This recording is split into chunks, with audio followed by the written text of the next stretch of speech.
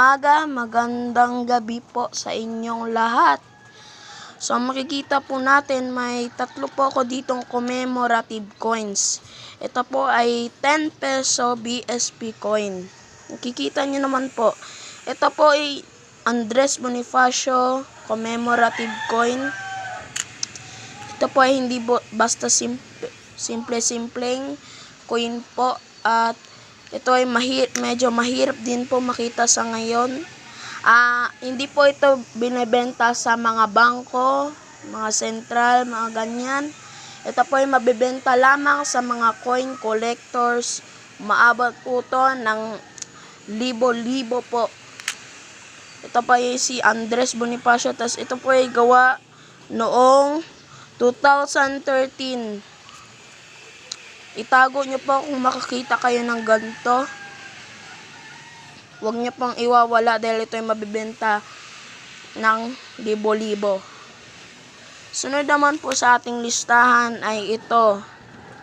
Itong 10 peso coin na Mabini. Yan po siya. Mahal din po ito, kagaya lang din ng Andres Bonifacio. Ito po ay hindi rin po isang simpleng 10 peso coin. Mabibenta rin po ito ng libo-libo.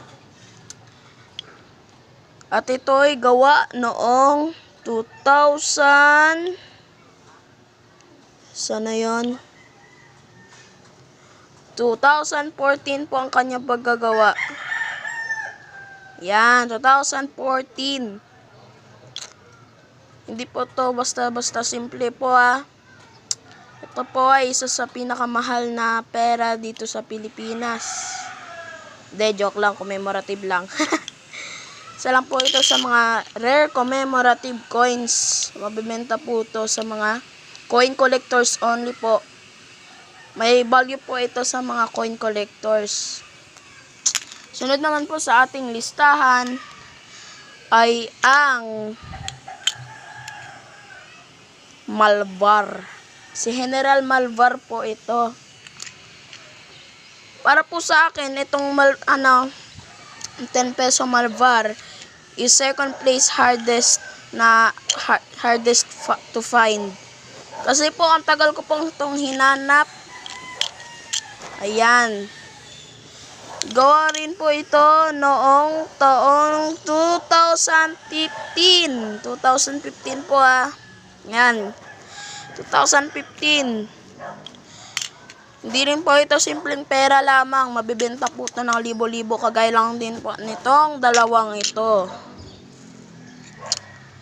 Ang wala lang po sa collection ko ay si Antonio Luna. One of the most, po siya? Siya yung mga pinaka-rarest commemorative coin na 10 piso. Wala pa po ako nun dahil ayun ay sobrang rare. Tas, ayun lamang po ang mabibigay ko sa inyo ng mga payo na wag nyo pong basta-basta bili ng bili ang inyong mga pera. Titignan nyo muna. Baka ito ay nagkakahalaga ng mga libo-libong presyo. Ayun lamang po. Maraming salamat.